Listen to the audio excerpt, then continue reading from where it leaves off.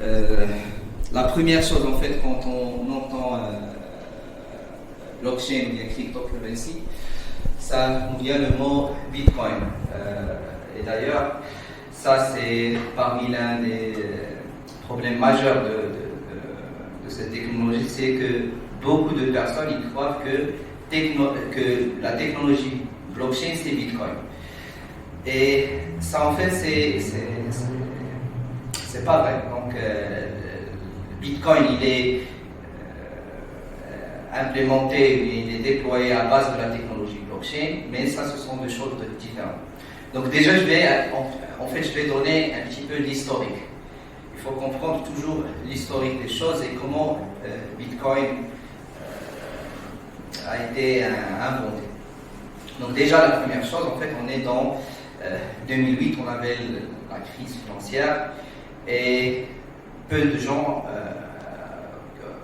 ont cette confiance dans le système bancaire. Et on avait en fait ce manque de confiance dans ces nœuds qui sont centrales, le gouvernement aussi, etc. Donc en 2008, un certain inconnu qui s'appelle Satoshi Nakamoto, il a écrit un papier de recherche. Un papier de recherche en fait qui a révolutionné le monde de la blockchain. Donc avant, il n'y avait pas ce terme technique blockchain. Donc Satoshi il a juste créé un système monétique qui est décentralisé. Ça veut dire quoi un système monétique décentralisé? Donc, par exemple, moi si je veux par exemple envoyer de l'argent vers une autre entité, il y a la banque, il y a la banque centrale, etc. Donc il y a plusieurs éléments qui vont, bien sûr, on va perdre beaucoup de temps dans cette transaction, perdre beaucoup d'argent aussi dans cette transaction, etc. Donc Satoshi il a pu créer le même système, mais en fait c'est un système à peu près peer-to-peer. C'est comme peer-to-peer, c'est comme la logique par exemple torrent et le téléchargement normal des fichiers. Donc tout a commencé avec cette idée de comment on peut convertir ce système qu'on a déjà, ce système centralisé, vers un système qui est décentralisé. Donc personne ne va avoir ce pouvoir ou bien ce contrôle. Je peux envoyer de l'argent à n'importe quel moment. On peut faire des mini-transactions. Personne ne saura aussi notre identité. Donc juste pour créer par exemple un compte bancaire, il faut avoir un process KYC, il faut présenter des documents, etc. Ici dans le monde de Bitcoin et dans le monde de blockchain, en 3 secondes tu peux créer ton portefeuille et tu peux directement faire des transactions. Donc en fait, Satoshi il a créé ce système et il a implémenté le réseau Bitcoin. Donc en 2009, Bitcoin avait été lancé et la majorité d'utilisation de Bitcoin était très, très spécifique. Donc on avait 2 entités qui utilisent Bitcoin. Donc la première c'est en fait ce sont des personnes qui croient en la technologie blockchain, qui croient en tout ce qui est privacy et qui ne veut pas de centralisation. Et la deuxième entité, en fait, c'était des personnes qu'on appelle des hackers. En fait, donc, ces hackers qui vont accéder à des comptes bancaires ou des cartes crédit. Leur objectif était d'acheter et vendre des assets et ils ne peuvent pas, bien sûr, le faire dans le système classique. Donc, ils achètent du Bitcoin et après, bien sûr, l'identité de la personne qui a ce portefeuille, on ne peut pas la savoir. Donc ces hackers, ils utilisaient Bitcoin comme monnaie. Donc vers 2009-2010, le prix de Bitcoin était à peu près de $1.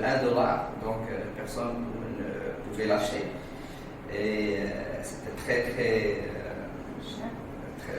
pas cher. Contrairement à maintenant, Bitcoin est à $20 000. Et juste un an, ça a été à $60 000 dans le pic. Et donc, si tu as acheté juste par exemple 1000 bitcoins en 2009, maintenant tu seras millionnaire. Donc, Bien sûr, il y a d'autres cryptocurrencies qui ont fait cette fluctuation de prix. Et c'est normal. Donc en fait, la logique de Bitcoin, c'est une logique déflationnaire. Donc ça veut dire, quoi déflationnaire? Ça veut dire on a une quantité limitée de Bitcoin et on ne peut pas bien sûr imprimer ou bien juste ou bien créer de nouveaux bitcoins. Contrairement à ce qu'on a maintenant dans la logique classique. Maintenant, la Banque centrale, il peut bien sûr créer des billets. Bien sûr, on a certaines réglementations, mais on peut avoir bien sûr le problème de l'inflation. Contrairement à Bitcoin, qui est, on peut l'imaginer que c'est comme de l'or. On a une quantité limitée, donc la valeur de Bitcoin, il est protégé, ou bien la sécurité de Bitcoin est protégée par cette partie. Et après, bien sûr, la technologie avance. Donc, un certain Russe nommé Vitalik, donc il avait, à cette époque, il avait 18 ans. Donc il avait cru en l'idée de Bitcoin. Il avait cru en l'idée de Bitcoin et il avait dit l'idée de Bitcoin c'est génial.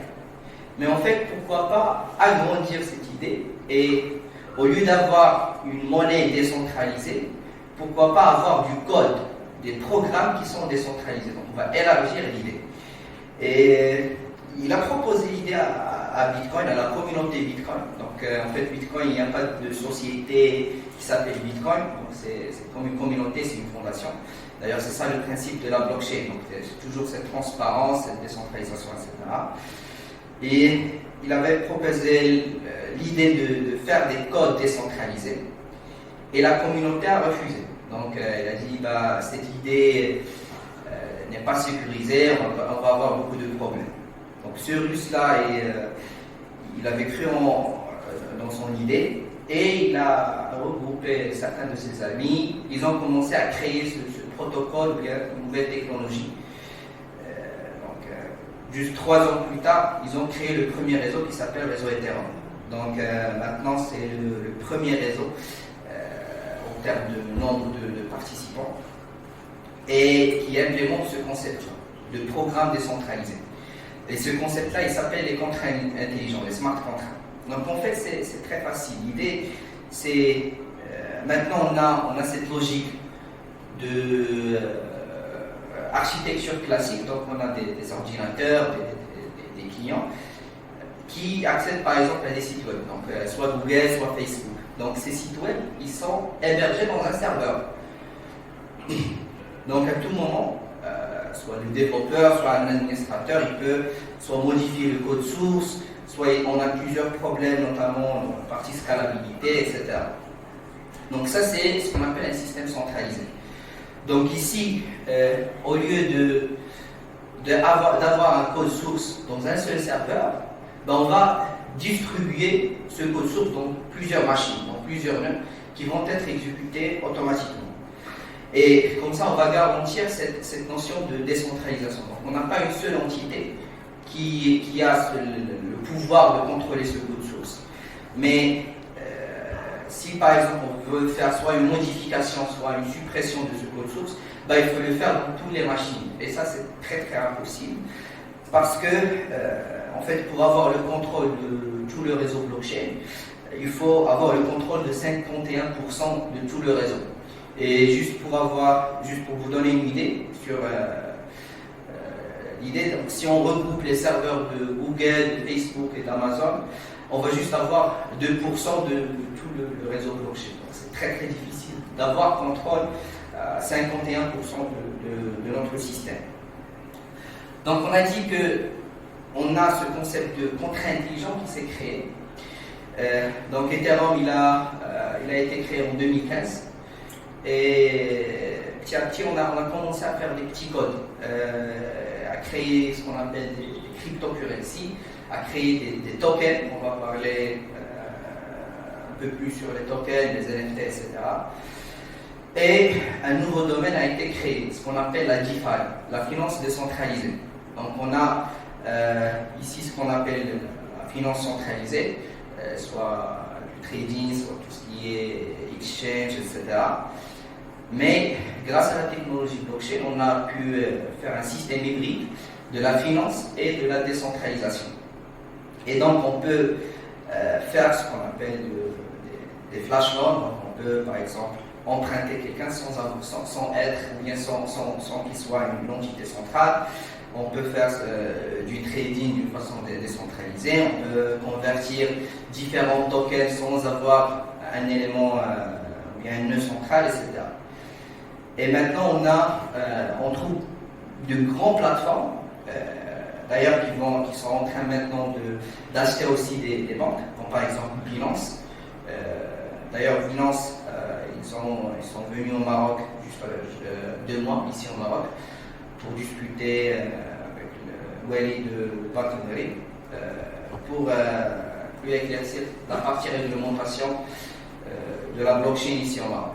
Et bien sûr, on peut parler après de la partie réglementation parce que aussi c'est très important.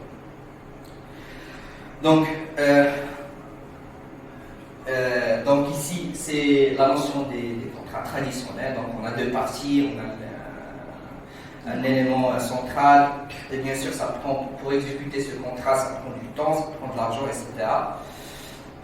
Dans la logique smart contract, il n'y a pas d'élément central. Donc, un smart contract, c'est un code informatique qui va être exécuté automatiquement si certaines conditions ils sont approuvées. Et tout le monde il peut lire le contrat, il peut voir exactement qu'est-ce que ça passe dans ce contrat, quelles sont les transactions utilisées. Donc il y a cette notion de transparence. Donc on peut par exemple imaginer plusieurs scénarios, par exemple le vote à travers ces contrats intelligents, des systèmes bancaires à travers ces contrats intelligents, etc. Maintenant, on va discuter un petit peu sur ce qu'on appelle les NFT, mais avant de parler sur les NFT, on va parler sur la tokenisation. Donc en fait, on a dit qu'on a ces contrats intelligents qui sont des codes informatiques. Bien sûr, pour avoir ou bien le blockchain, il a réussi grâce à un modèle économique. On a plusieurs incentives, etc. Donc c'est tout un système économique. Par exemple, si on prend le cas de Bitcoin, je ne vais pas entrer dans trop de techniques, mais en fait Bitcoin, il y a des personnes qui utilisent la monnaie Bitcoin, il y a des personnes qui valident ces transactions, et ce qu'on appelle les mineurs. Et donc bien sûr ces mineurs ils sont aussi payés en Bitcoin. Donc il y a vraiment un système qui va incentiver toutes les personnes dans ce système. Et maintenant, grâce à ces contrats intelligents, tout le monde il peut créer sa cryptocurrency, il peut créer son token. Donc au lieu par exemple de créer tout un réseau blockchain, toi comme étant un développeur, tu peux juste créer la partie code et la déployer ou bien la mettre dans le réseau Ethereum ou bien dans notre réseau. Donc ici, la notion des tokens il a été créée. Donc en fait un token, c'est une représentation d'un asset. Donc il y a 2 choses, il y a deux types de currency dans la blockchain, de façon générale. On a ce qu'on appelle la currency native et on a les tokens. Donc la currency native, c'est une currency qui est liée au réseau blockchain.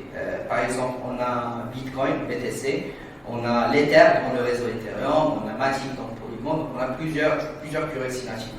Donc ces cryptocurrency natives, en fait, ce sont l'élément principal du réseau blockchain. Donc juste pour vous donner une idée, pour faire des transactions dans un réseau blockchain, pour transmettre de l'argent, pour faire appel à ces codes de contrats intelligents, il faut payer. Il faut payer une somme d'argent qui est très très petite et qui est payée à travers ce cryptocurrency natif. Dans l'autre sens, en fait, on a aussi les tokens, qui sont une représentation de ces assets. Donc on peut imaginer par exemple on a maintenant le dirham Et on a par exemple un chèque, par exemple. Un chèque, c'est juste une représentation de ces sommes. Donc on peut la utiliser pour payer, on peut l'utiliser et la convertir ou bien sortir de l'argent, etc. Mais le dirham, en fait, c'est l'élément central du système bancaire. Donc ici, c'est la même logique. Donc on peut avoir ces tokens qui sont des représentations de l'argent. Donc tout le monde il peut créer ces tokens. C'est très très facile. Donc en 5 et en 10 minutes, tu peux créer ton propre token et tu peux l'échanger avec d'autres personnes, tu peux le vendre, tu peux par exemple créer un projet et pour par exemple avoir un fundraising par exemple, tu peux convaincre des investisseurs à acheter ton token, etc. Donc on peut avoir plusieurs systèmes. Donc maintenant dans la blockchain on voit plusieurs projets et ces projets ils ont leur propre token. Bien sûr chaque token il a certaines caractéristiques, comme par exemple, est-ce qu'il a un total supply qui est limité, est-ce qu'il y a des commissions, donc il y a plusieurs caractéristiques qui représentent ce token. Et même ce token-là, il se divise en plusieurs axes. Donc on a ce qu'on appelle les fungible tokens et les non-fungible tokens. La différence est très très simple. En fait, les tokens qui sont fungible, ce sont des tokens qu'on peut les diviser. Donc, par exemple, on a 100 dirhams, on peut la diviser un dirham, on peut l'échanger, on peut la copier, etc. Contrairement au token NFT. Un token NFT, on ne peut pas les diviser en deux, on ne peut pas le cloner, c'est unique dans le réseau blockchain. Donc, on peut par exemple faire l'exemple, un NFT, on peut le représenter comme un t-shirt qui est signé par un joueur très connu, par exemple. Ça, on ne peut pas le trouver ou bien avoir une copie. Ou bien, par exemple, un tableau de peinture, par exemple, de Da Vinci, par exemple. Ça, c'est une chose qui est unique et qui est seule dans le monde. Donc, les NFT, en fait, ce sont une représentation des assets qui sont uniques. Et on peut aussi les échanger, on peut les acheter, on peut les vendre, on peut les louer. Et donc on a plusieurs utilités de ces tokens NFT. Donc en fait on peut représenter des assets à vraie vie et les convertir dans la blockchain, soit pour prouver que cet asset est unique, pour prouver aussi ce qu'on appelle l'ownership. Donc par exemple je peux dire cette bouteille, par exemple, je suis le propriétaire. En fait, on peut le prouver dans la blockchain que je suis le propriétaire de cette bouteille. Donc, j'ai une adresse, j'ai le token qui m'identifie. Donc, toute chose qui est dans la blockchain, il est enregistré, il est stocké. Et tout le monde il peut l'accéder. Donc, on peut voir les différentes transactions dans le réseau blockchain. Et finalement, on va voir effectivement cette bouteille, il appartient à cette personne. Bien sûr, l'écosystème NFT, ces 2 années, il a vu un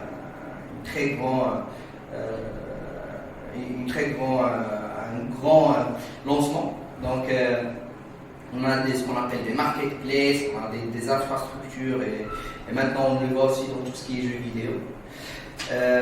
Maintenant, on le voit aussi tokeniser des immobiliers sous forme de token NFT, et tu peux même fractionner ce token NFT et le louer à d'autres personnes. Et ici on peut même ensuite on peut discuter sur le concept du metaverse et comment on a vu ce mélange de blockchain de réalité virtuelle. Donc on fait ce NFT maintenant. On peut avoir des NFT. Accéder, voir des différentes plateformes qui sont vendues à des millions de dollars, donc des images, de la musique, des modèles 3D, etc. Et parmi l'un des NFT qui sont les plus connus, c'est une collection qui s'appelle le Bored Apes. Donc, ce sont une collection d'images de singes et qui a été vendue donc, des millions de dollars. Et plusieurs artistes ils ont acheté. Donc en fait, quand tu achètes ce NFT, bah, tu vas avoir beaucoup d'avantages. Donc c'est par projet, donc chaque projet il présente des avantages. Donc si tu achètes par exemple ce NFT là, bah, tu vas avoir par exemple accès à certains clubs privés, etc. Donc la valeur de l'NFT, ça vient de sa rareté, ça vient aussi qui est unique, et aussi c'est la communauté qui va donner la valeur à ce NFT. D'ailleurs, c'est aussi le concept. Déjà, en fait, l'argent, c'est juste du papier, mais c'est nous les humains qui ont donné cette valeur à l'argent, bien à ce papier. Donc ici, on trouve beaucoup d'écosystèmes. Donc vous pouvez voir qu'il y a plusieurs marketplaces. Donc un marketplace, on peut accéder par exemple à OpenSea, voir les différents NFT tokens qui peuvent être vendus. Tu peux acheter ou bien vendre aussi. Donc il y a beaucoup de gens qui ont fait des fortunes à travers ces NFT-là. Maintenant, le futur de la blockchain. En fait, beaucoup de gens ils disent, est-ce que la blockchain, est-ce que c'est le futur? Ou bien est-ce que c'est juste un boom, ou bien quelque chose de tendance qui va éclater? En fait, pour moi et personnellement, la blockchain c'est le futur. Parce que premièrement, c'est une technologie. Donc c'est une technologie qui est basée sur différents concepts, notamment la cryptographie et aussi des fonctions mathématiques. Donc c'est une technologie et c'est pas juste quelque chose qui a été créé tendance. Ça c'est la première chose. La deuxième chose, on peut voir l'évolution de la blockchain. Donc la blockchain a commencé avec Bitcoin en 2009 et donc ici on est en 2022, donc on a des marchés des millions de dollars et de grandes sociétés qui sont ici dans la blockchain. Et maintenant, on voit aussi beaucoup de sociétés qui investissent. Par exemple, Visa a investi dans plusieurs protocoles dans la blockchain, PayPal aussi. Si je me rappelle bien aussi, Tijeri a signé des conventions avec Ripple. Donc en fait, convertir ou bien se transformer vers un système décentralisé, c'est une nécessité. C'est juste une question de temps. Maintenant, pour les utilisations de blockchain, il y en a plusieurs. Donc on ne peut pas juste se limiter sur tout ce qui est cryptocurrency. Donc on peut voir ici quatre sous-domaines, mais on a plusieurs. Donc juste dans la partie digital currency, on peut voir tout ce qui est e-commerce. Donc maintenant, au lieu par exemple d'attendre ou bien d'être limité à cette dotation qu'on a, ou bien d'avoir beaucoup de frais de transaction, donc on peut avoir maintenant un système e-commerce que tu peux payer avec des cryptocurrencies, faire des mini-transactions, etc. On peut aussi voir ou bien faire ce qu'on appelle des paiements internationaux qui vont être instantanés. Donc 5 secondes, 10 secondes, tu peux transférer de l'argent de votre portefeuille à n'importe quelle personne et ton identité ne sera pas connue. Et on a ce qu'on appelle, ce que j'ai discuté, c'est de la DeFi, la finance décentralisée. Et ici, c'est un autre domaine en fait qui est très gros.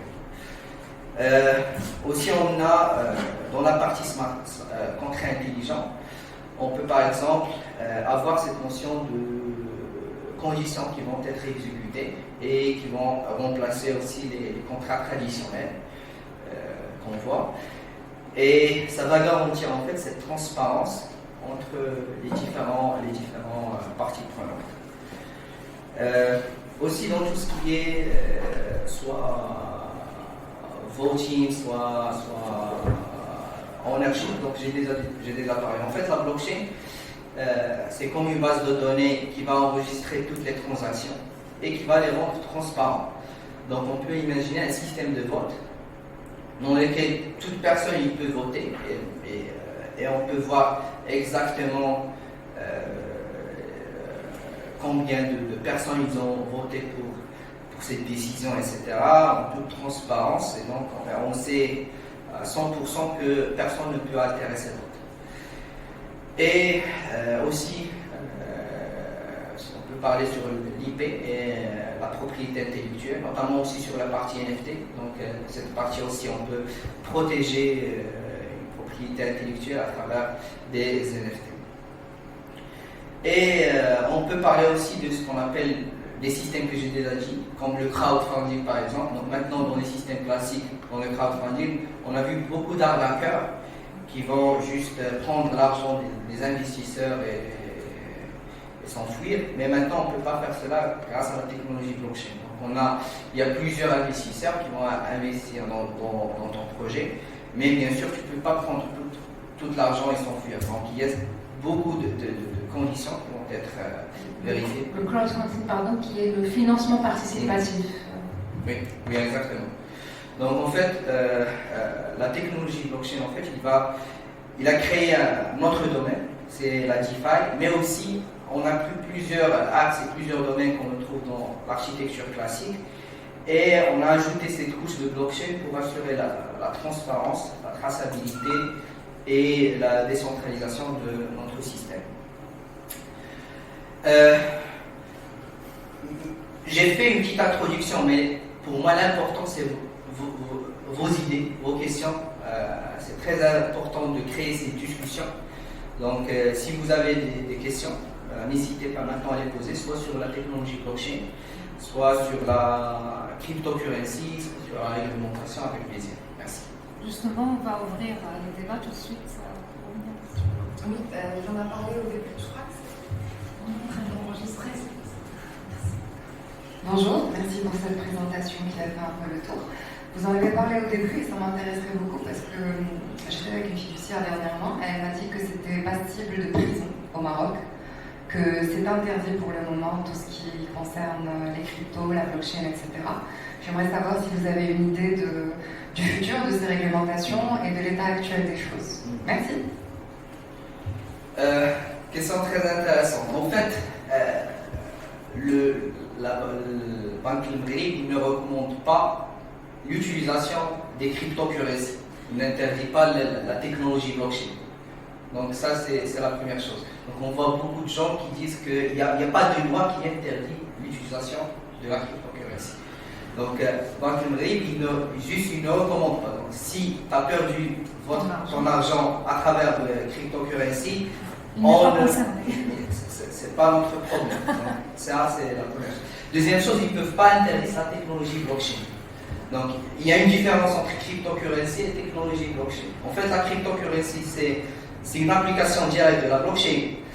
Mais blockchain, ça reste une technologie. Donc, on ne peut pas l'interdire. C'est comme on a la technologie, mais on a Internet et on a un site web. Donc, on peut interdire un site web, mais on ne peut pas vraiment interdire toute la technologie. C'est une liberté, c'est un choix. Donc, c'est ça la question. Et dans le jour, j'ai vu quelques scénarios. Donc, en fait, il y a beaucoup de gens qui ont eu des problèmes et qui ont fait du trading de Bitcoin, où ils ont utilisé cet argent. Et ça, c'est une autre chose. Donc, parce que, en fait, l'État, et ça, c'est une interdiction, c'est interdit d'utiliser une autre monnaie autre que le dirham dans le Maroc. Donc, et ça, c'est l'État. Donc, parce que ça touche un petit peu la gouvernance, ou bien la souveraineté. Oui. Donc, par exemple, j'ai pas le droit, par exemple, d'acheter cette bouteille avec Bitcoin ici au Maroc. Donc, c'est ça le problème. Et donc, ici, on a cette limitation pour le moment. On a d'autres pays africains, la majorité des pays européens maintenant qui acceptent Bitcoin comme moyen de paiement. Mais ici au Maroc, c'est interdit même pas Bitcoin, n'importe quelle monnaie de l'utiliser autre que le dirham. Mais la technologie blockchain, c'est pas interdit. Et aussi, il n'y a pas cette interdiction de cryptocurrency. Donc, si tu trades par exemple dans des plateformes internationales, personne. Mais c'est un petit peu subjectif parce que bon, il y a des personnes qui qui ne comprend pas la technologie. Et donc, la première chose quand il entend blockchain, il entend Bitcoin et ça pose tous des problèmes. C'est arnaque, c'est... Exactement, arnaque et d'autres choses. Donc, en fait, c'est juste question de temps que Bitcoin va être démocratisé au Maroc. Et comme je dis, il faut être préparé. Peut-être d'ici 1 an, peut-être d'ici 3 ans. L'Europe, il a déjà, maintenant, même les sociétés, ils peuvent déclarer leurs revenus en cryptocurrency, ils payent leurs taxes en cryptocurrency. Beaucoup de pays en Afrique, ils acceptent aussi différents cryptocurrencies comme moyen de paiement. Comme lesquels? La Niger et... oui, la Niger, ils acceptent Bitcoin comme moyen de paiement. Nigeria, c'est pas Niger. Niger, exactement. Niger. Donc, et on a plusieurs. Dubaï aussi, c'est très crypto-friendly. Donc, on a plusieurs sociétés blockchain, plusieurs projets cryptocurrency. Donc, c'est juste question de temps. Il faut être préparé. Donc, ça, c'est mon conseil. Donc, soit pour les sociétés, soit aussi pour les personnes individuelles. Vous êtes dans le domaine, donc vous êtes plus au courant. Vous dites ça par analyse personnelle ou vous avez entendu des bruits de couloir? Ça commence à parler dans ce pays? En fait, ils ont commencé à faire l'analyse, à étudier. Ils ont commencé à faire une étude sur la possibilité d'avoir ce qu'on appelle le e-dirham. Ça serait une monnaie dirham mais décentralisée. Pas décentralisée à 100%. Donc, ils vont avoir ce petit contrôle. Ils ont commencé l'étude. Aussi, maintenant, ils communiquent avec plusieurs institutions internationales. Mais en fait, le problème, c'est qu'il y a beaucoup de réglementation à faire. Il y a un manque de réglementation dans cette partie. Et ça va demander un petit peu de temps pour vraiment avoir cette notion. Merci Oublia. Juste, je pense, pour me corriger, je réponds à la question de mademoiselle, c'est que ça sera peut-être par la suite, c'est les personnes qui vont venir vers ça, pas. C'est-à-dire que le besoin va inciter à ce que la personne s'inscrit dans ces bitcoins, dans la blockchain. Je donne l'exemple, par exemple, si vous voulez, par exemple, consulter un médecin qui est à l'étranger, qui est payé en bitcoin. Et donc là, vous serez obligé, par exemple, un psychologue, dans ce cas, vous serez obligé d'acheter du bitcoin. Et c'est comme ça que ça va, je pense, évoluer. Maintenant, ma question, moi, c'est surtout par rapport à la confiance dans cette monnaie, c'est-à-dire comment on peut avoir confiance. Justement, toi qui es en cybersécurité. Oui, donc en fait, il y a plusieurs axes qu'on peut discuter. On a la partie sécurité, on a la partie privacy, et on a la partie de est-ce qu'on peut faire confiance à cette monnaie. Déjà, si on parle des monnaies qui sont très connues, par exemple Bitcoin et Ethereum, ils sont basés sur la technologie blockchain.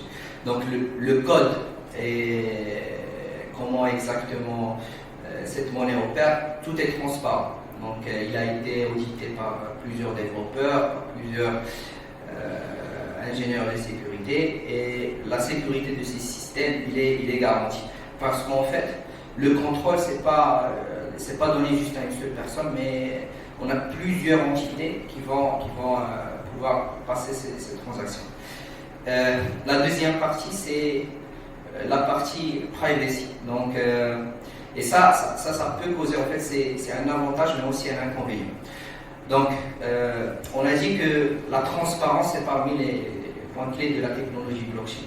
Mais ça peut aussi poser des problèmes parce qu'on peut voir un portefeuille et voir toutes les transactions et la balance aussi de ce portefeuille. Donc, chose que pas tout le monde peut le voir. Donc, tu peux juste, si j'ai accédé à ton adresse publique, je peux voir toutes les transactions que tu as fait, voir la balance que tu as, etc.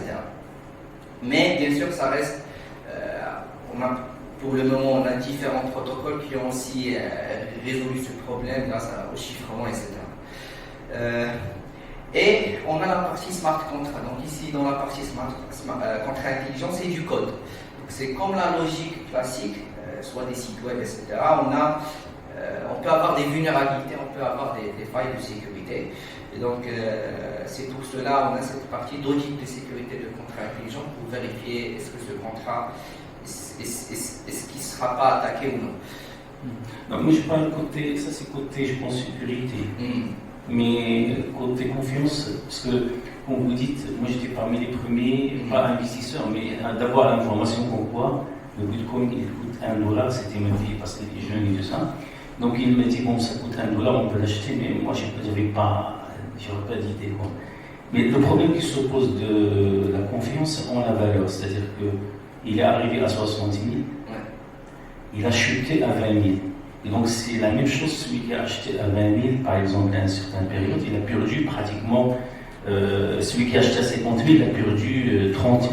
Donc c'est cette confiance, comment on peut l'avoir? C'est-à-dire qu'aujourd'hui, il est à 20 000 aussi, il peut descendre à 5 000. Il peut revenir à $1.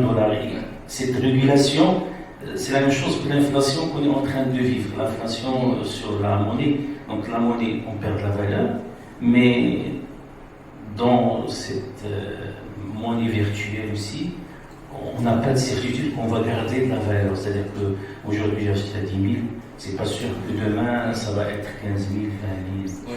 Oui. En fait, j'ai compris maintenant ta question. En fait, quand on a cet élément central, il nous garantit on peut dire cette stabilité. Dans Bitcoin, il y a dans les cryptocurrencies, on a cette loi de l'offre et de la demande. Donc plus on a de la demande sur cette cryptocurrency, plus la valeur il va être incrémentée. Et donc maintenant, et ces 6 mois, on est dans un market qui est maintenant défavorable. C'est comme la bourse, oui, exactement. C'est comme la bourse. Donc rien ne garantit cette stabilité. En fait, on a ce qu'on appelle les stablecoins dans la blockchain. Ces stablecoins, ils sont liés à la monnaie, à la vraie monnaie. Donc on a ce qu'on appelle par exemple l'USDT qui est lié à le dollar américain. Et donc un USDC ou bien un USDT est égal à $1. Donc il a la même valeur dans le temps, contrairement aux autres cryptocurrencies. Donc l'USDT ou bien les stablecoins, ils peuvent être utilisés comme moyen de paiement. Et ils ont des algorithmes qui l'utilisent pour avoir cette stabilité du prix. Mais la majorité qui n'utilisent pas les stablecoins, ils utilisent soit Ether, soit Bitcoin pour cette fluctuation de prix, pour gagner plus. Donc ils ont bien sûr cet espoir qu'à un certain moment il va exploser. Et il va exploser, donc c'est juste question de temps. Oui. Merci. Bonjour, moi je ne suis pas spécialiste, en fait je découvre avec vous et grâce à vous en fait les crypto-monnaies, mais tout à l'heure vous avez dit que les crypto-monnaies ils ont été créés pour échapper au contrôle, je pense, c'est ça, pour échapper au contrôle des institutions monétaires dans le monde. Mais finalement, je pense que les transactions, ils sont quand même contrôlées de manière, je pense, par la blockchain ou peut-être par les développeurs qui appartiennent à un réseau. Donc, c'est ça la question. Finalement, il y a quand même un contrôle. Oui, voilà. J'ai compris ta question. En fait, il y a un contrôle, mais c'est pas centralisé. Ça veut dire, donc, pour valider par exemple les transactions et qu'ils soient stockés au niveau de la blockchain, on a ce qu'on appelle des mineurs. Donc, ces mineurs, ils ont un consensus. Donc, ce sont plusieurs machines qui vont essayer d'exécuter un certain algorithme. Et la force en fait de Bitcoin, ou bien la force d'un réseau blockchain, c'est plus on a le nombre de nœuds il est grand, plus le système il est sécurisé. Donc si par exemple on a une seule entité qui va valider la transaction, ici on va avoir de problèmes. Mais si on a par exemple 100 000 nœuds et qui vont exécuter cette transaction et la valider et avoir ce même consensus, ben ici on est un petit peu protégé. On a aussi ce qu'on appelle le principe des DAO, des organisations décentralisées. Et donc, par exemple, on peut avoir bien sûr, on a des développeurs qui vont faire des modifications, des améliorations au code de la blockchain. Mais bien sûr, ils ne peuvent pas le faire sans faire un vote. Donc il y a une communauté qui va voter, qui va dire oui et non pour ce changement, etc. Parce qu'en fait, tout ce qui est dans la blockchain, c'est immuable, donc on ne peut pas le modifier, sauf si on a certaines conditions, sauf si on a un certain vote, etc. Voilà, deuxième partie. Alors, la philosophie de ces crypto-monnaies, donc, c'est de garder l'anonymat des personnes qui font les transactions avec ces monnaies-là. Alors, ma question est, quelles sont les garanties qu'il faut que peut-être une personne novice, comme moi par exemple, qui pourrait peut-être être victime soit d'arnaque ou de faire des transactions avec des institutions criminelles ou avec des mafias, ce qui pourrait engendrer des poursuites judiciaires, soit à l'échelle nationale ou à l'échelle internationale. Oui, voilà. Oui, c'est une question très intéressante. En fait, maintenant, on a ce problème de privacy, on a ce problème que n'importe quelle personne peut te transmettre de l'argent s'il connaît ton adresse publique, il peut te créer des problèmes. Maintenant, on commence par la partie arnaque. Donc, déjà, soit pour utiliser des cryptocurrencies, il faut les acheter. Et on a des plateformes où on peut acheter des cryptocurrencies. Donc ici,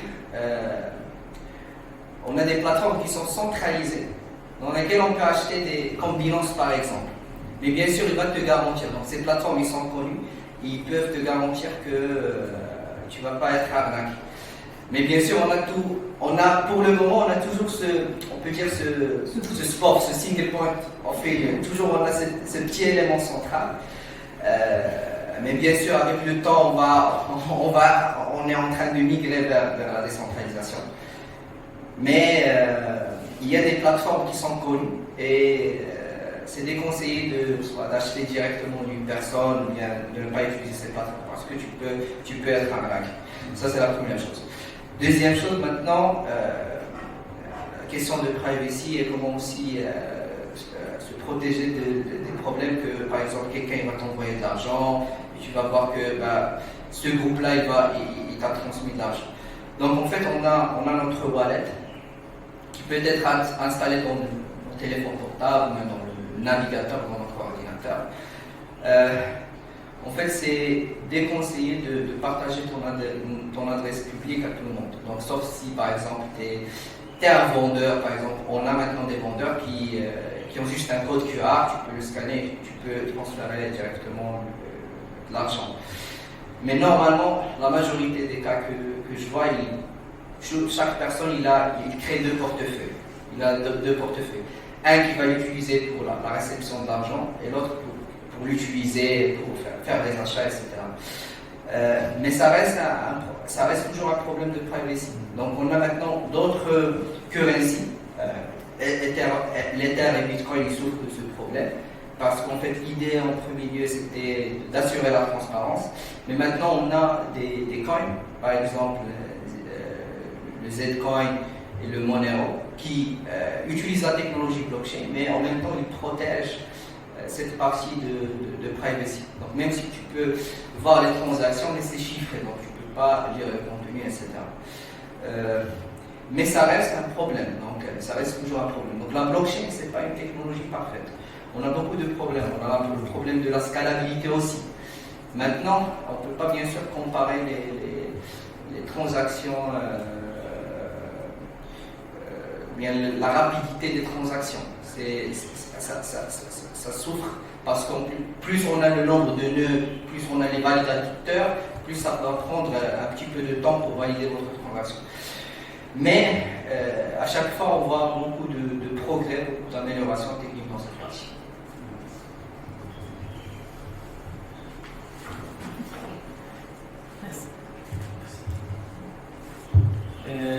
Une question, je pense, importante par rapport à ceux qui veulent s'initier dans ce domaine. Ce qu'il a dit, actuellement, soit dans les cursus scolaires, ou il y a des ateliers pour apprendre, parce que c'est pas facile d'intégrer ce domaine facilement. Donc, est-ce qu'il y a des modules qui sont dispensés, soit dans des ateliers, par exemple à Marrakech?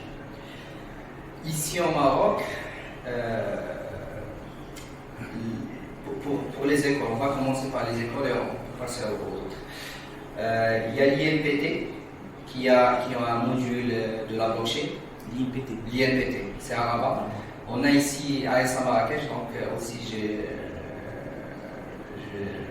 je fais des cours sur la blockchain pour les ingénieurs en cybersécurité. Mais c'est juste un module, donc c'est pas tout un cursus. Mais bien sûr, il faut avoir certains prérequis, notamment sur la partie cryptographie, sur la partie sécurité. Est-ce qu'il y a des masters? Ma connaissance, non. Ici au Maroc, non. Mais il y a des cours internationaux, des cours en France, des cours aussi remote, qui sont très accessibles, qui sont gratuits, que toute personne peut consulter. Parce qu'en fait, il y a la partie technique de la blockchain, et il y a juste la familiarisation avec la blockchain, comment avoir un wallet, donc ça c'est très facile. La partie technique, on a les deux volets, la partie développement, donc si tu veux par exemple être un développeur blockchain, soit la partie sécurité blockchain. Et bien sûr, pour chaque partie, il y a un certain background qui est prérequis.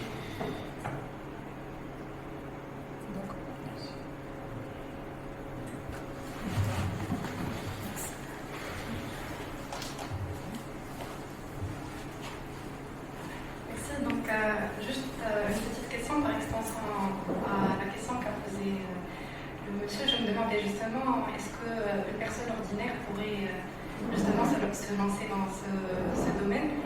Personnellement, le domaine financier ne m'est pas très familier. D'ailleurs, au début, c'était un peu comme le chinois pour moi. Donc, le fait de se lancer dans ce domaine et dans ce contexte, bien sûr, de technologie, est-ce qu'une personne ordinaire ou une personne qui devrait être justement formée et avoir plusieurs connaissances, parce que selon ce que j'ai compris, ça dépasse un peu plus le côté technologie, c'est aussi tout ce qui est juridique. Il faut avoir une idée de tout ce qui est juridique pour justement ne pas être arnaqué. Donc je me posais la question, donc est-ce qu'il faut justement avoir une idée sur les risques que ça pourrait engendrer, et si oui, si une personne ordinaire pourrait se lancer dans ce domaine des NFT, quel est le conseil que vous pourriez lui donner justement pour un premier pas? Voilà, merci.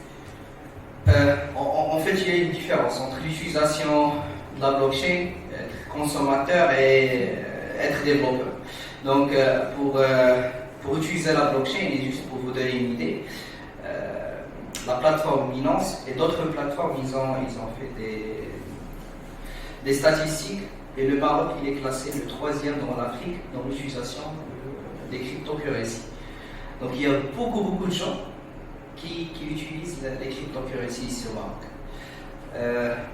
Pour utiliser les cryptocurrencies ou bien les NFT, qui sont des gens ordinaires qui sont des gens ordinaires, oui, pas des développeurs, pas des connaissances techniques. Mais la majorité, en fait, ils achètent des NFT, ils achètent de la cryptocurrency, ils font du trading, etc.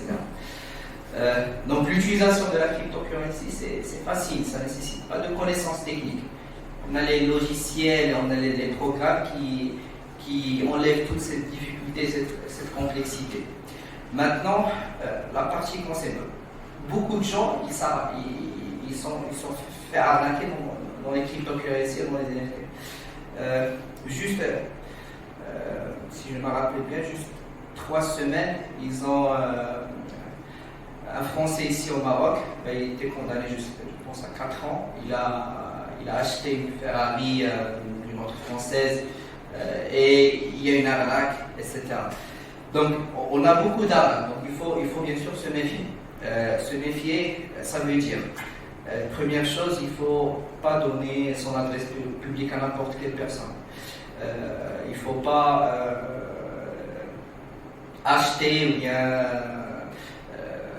vendre ses NFT directement à une personne. On a des plateformes précises pour garantir cet échange.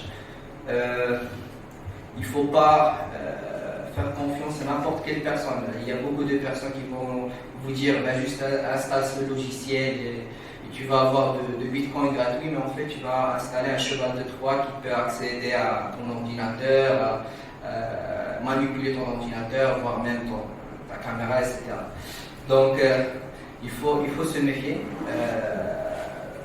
Certes, il y a beaucoup de vidéos qui démocratisent et qui expliquent la blockchain et l'utilisation des cryptocurrencies, mais il faut se méfier. Donc il ne faut pas vraiment investir beaucoup d'argent et que tu n'es pas prêt à perdre. Donc il faut commencer petit à petit. Comprendre bien sûr la technologie, c'est un bonus. Comprendre le détail technique, c'est un bonus, mais ce n'est pas une nécessité.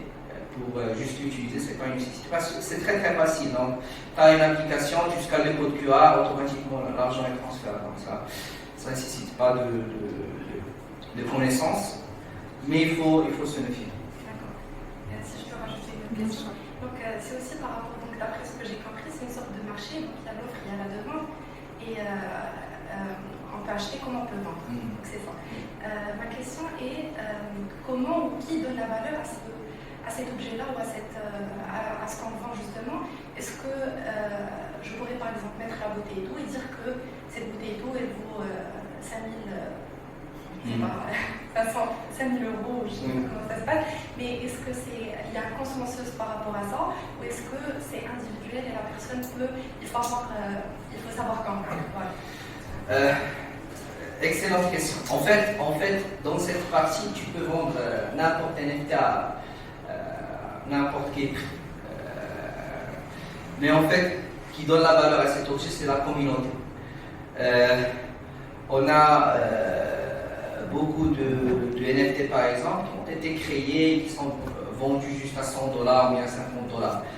Parce qu'il n'y a pas une grande communauté, il n'y a pas de personnes qui croient en ce projet. Et il y a d'autres qui sont vendus à des millions de dollars. Et en fait, la majorité de ces NFT, pour les acheter, on entre dans un système auctions. Et donc, les personnes ils vont créer des bids, ils vont dire voilà, moi je veux acheter ce NFT à $1 000, donc il va dire $5 000, etc. C'est donc la vente aux enchères. La vente aux enchères, exactement. Donc, et cette notion de communauté et de enchères qui va donner la valeur à ce NFT ou bien à cet objet. D'accord. Si vous voulez, vous avez parlé tout à l'heure de miner, que tout le monde peut miner. Il suffit d'avoir une machine et est-ce que c'est possible de gagner de l'argent en minant?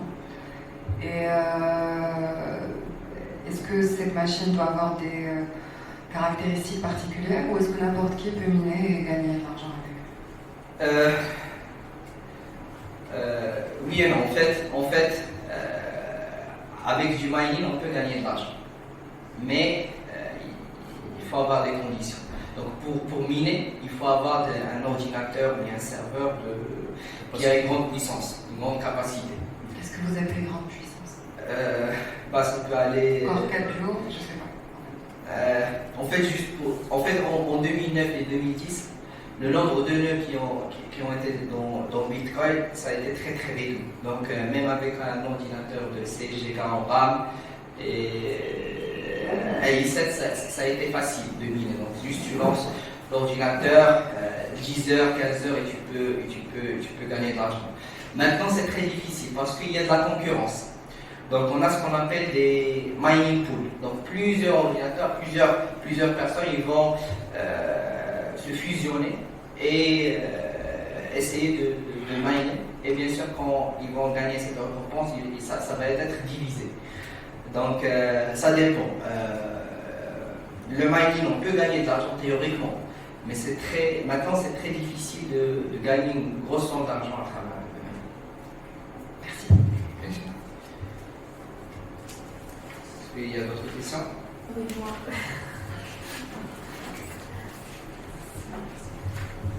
En fait, je crois qu'on a fait le tour un peu de toutes les questions. Et il y a, par rapport à, je voudrais rebondir bien à tout ce qui a été dit précédemment et faire un lien entre l'art et les NFT. Parce qu'il y a en fait, il y a ce qu'on appelle les crypto-artistes maintenant. On les appelle les crypto-artistes. Au Maroc, c'est pas encore bien développé, bien sûr. Mais en fait, par exemple, il y a une start-up, parce qu'il y a un article que je viens de lire, qui parle justement d'une start-up qui est en train de convertir des estampes japonaises du japonais Hokusai. Et en fait, ils sont en train de les convertir, de les numériser et puis de les vendre au British Museum. Je voudrais juste mettre l'accent entre le développement maintenant des NFT dans le monde artistique également, pas uniquement dans le monde financier où là maintenant il fait son introduction aussi dans le monde de l'art et la culture. Oui, exactement. En fait, maintenant on peut avoir plusieurs artistes, soit des peintres, soit des artistes qui créent de la musique aussi, et tous ces assets ils peuvent être tokenisés. Donc ils sont représentés par des NFT et tout le monde ils peuvent les acheter. Et même on peut avoir cette logique de ce qu'on appelle royalty fees. Ça veut dire même après que tu as acheté le NFT et tu veux le revendre pour une autre personne, l'artiste il va aussi gagner une petite somme d'argent. Donc ça, premièrement, ça va garantir que l'artiste il va toujours avoir cette source d'argent pour son art, pour son NFT. Et aussi, ça va protéger la propriété intellectuelle parce qu'on peut toujours voir le premier, bien le créateur du token NFT. Et bien sûr, personne ne peut soit le dupliquer, soit le cloner. Donc maintenant, on a cette utilisation de la blockchain dans le domaine artistique.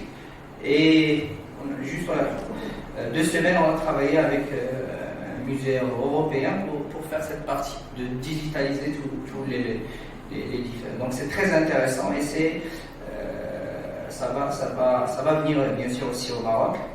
C'est juste question de temps. Normalement, je continue. Normalement, on était impressionné par tout ce qui est copie originale. Là, on parle de copie numérisée en plus. Du coup, les NFT, c'est quoi finalement? C'est un format numérique. Je suis en train d'acheter un format numérisé de la Joconde, par exemple, je voulais dire quelque chose. C'est juste un certificat au final. On ne paye pas l'œuvre, on paye le numéro de série. Exactement. Oui, c'est quoi l'intérêt? Et puis, peut-être pour l'artiste, tant mieux pour lui, surtout pour les artistes qui sont encore vivants, peut-être il profite de toute cette cette autre source de vie, peut-être.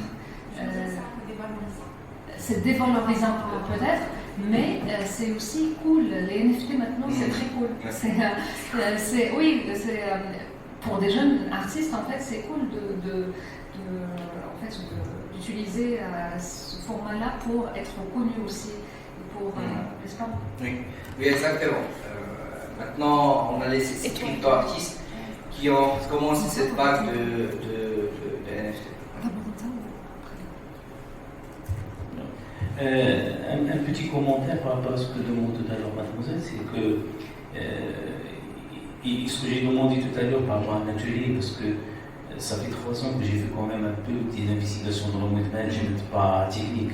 Et tu dois te présenter aussi parce que tu l'as pas fait. D'accord, c'est un journaliste et je travaille en télécom, mais j'ai fait aussi un doctorat en management et j'ai surtout analysé la partie management avec la transformation digitale. Donc c'est un spécialiste avec nous aujourd'hui. Et donc ce que je pensais, pas penser, mais bon, c'est un commentaire, c'est-à-dire que le monde digital, c'est pas facile de l'aborder, donc c'est une culture, c'est-à-dire qu'il faut chaque jour peut-être bosser pour comprendre, c'est pas que le NFT, c'est pas. Maintenant, on parle de métaverse, c'est ce que je vais poser comme question. Métaverse, encore, il faut comprendre ce que ça veut dire. Et l'immersion aussi, l'immersion, la réalité virtuelle, tout ça c'est lié. C'est-à-dire quand on parle de métaverse, c'est la réalité virtuelle, la réalité augmentée. NFT, il vient de parler de la partie crypto-artiste, c'est-à-dire que vous pouvez vous imaginez dans un musée virtuel et que vous allez avoir des tableaux et vous allez les acheter. Et si vous allez les acheter, vous allez les acheter certainement par des cryptos. Ça répond aussi à la question comment on va aller vers les cryptos. C'est-à-dire que, comme je vous disais tout à l'heure, vous allez par exemple avoir un psy célèbre. Vous ne voulez pas quelqu'un que vous connaissez ici au Maroc, que votre famille vous le connaisse, et donc vous voulez consulter quelqu'un à l'étranger. Donc il n'y a pas d'autre solution que de le payer par crypto. Et moi j'ai vu par exemple au Canada qu'ils ont déjà des guichets automatiques et que vous pouvez tirer de l'argent en transformant les cryptos en dollars canadiens. Et je reviens à la question, c'est surtout par rapport au métaverse. Je pense que la métaverse, est-ce que ça va accélérer les NFT, ça va accélérer la blockchain, c'est-à-dire le recours aux cryptos? Ok, donc en fait pour la métaverse, et juste à titre d'information, je suis aussi directeur d'un studio de jeu et on a avec nous aussi qui est directeur technique qui on fait tout ce qui est développement VR avec Oculus et HTC. Donc en fait il y a une forte liaison entre les deux domaines. Donc déjà Metaverse maintenant il est en une très grande avancée avec Meta qui investit plus sur Oculus. Ils ont juste lancé maintenant Oculus Quest Pro. Et on a d'autres qui ont commencé à investir dans la partie Metaverse. Maintenant, c'est quoi exactement cette liaison entre blockchain et le Metaverse? Donc en fait, maintenant, on trouve des mondes que tu peux les accéder avec votre headset et tu peux acheter soit des appartements ou bien acheter des espaces dans le Metaverse. Et tout est stocké dans la blockchain. Donc tu achètes avec la cryptocurrency, tu montes ton appartement, tu peux la louer à d'autres personnes et tout est stocké dans la blockchain. Et tout est protégé par la blockchain. Donc maintenant, pour la partie Metaverse, ça avance, mais pas vraiment comme la blockchain. Il y a plusieurs contraintes, notamment la partie technologique, notamment aussi la démocratisation. Juste pour acheter un headset Quest par exemple, c'est à peu près de $500 par exemple. Mais il n'y a pas vraiment beaucoup de consommateurs. Mais on a maintenant beaucoup de startups qui travaillent cette partie du Metaverse et de blockchain, qui fusionnent ces deux parties. Et bien sûr, ça va être une très grande avancée pour les deux domaines. Ils sont liés, très liés. Très liés, fortement liés. Mais tu voulais peut-être dire quelque chose tout à l'heure. Donc si on a fait le tour, je crois qu'on... Est-ce qu'il y a d'autres questions peut-être avant de conclure? Le spécialiste aussi qui est parmi nous, tu voulais rebondir sur quelque chose, Oussama? Tout est clair, tout est bon.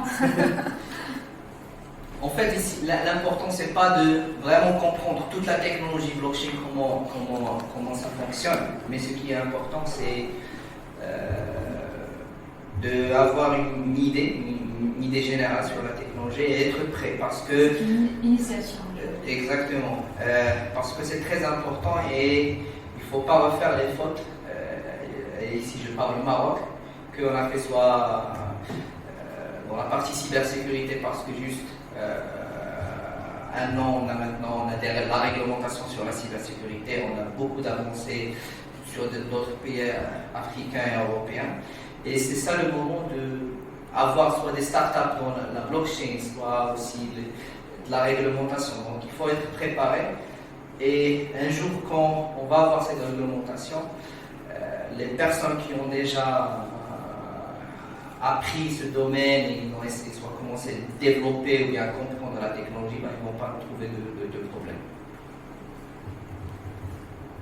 Sur ce, donc, je tiens à remercier encore une fois Souheil pour cet exposé, en fait, disons, qui est détaillé aussi à propos des NFT. Pour moi, c'était du chinois aussi tout au début. Et puis, bien sûr, avec les slides qu'on a vus aussi, avec les explications au fur et à mesure, on était en train de... ça devenait de plus en plus facile jusqu'à la fin. J'espère que c'était aussi pour tout le monde aussi clair pour vous et j'espère vous revoir le prochain mois ou à partir plutôt de la prochaine année, on va reprendre les rencontres à partir de janvier. Parce que sur ce, on vient de conclure là les rencontres qui étaient organisées pendant le novembre numérique. C'était spécial, si vous voulez, novembre numérique. Et on reprend l'année prochaine, Inch'Allah. Donc je vous dis à l'année prochaine. Merci pour votre attention. Merci encore une fois.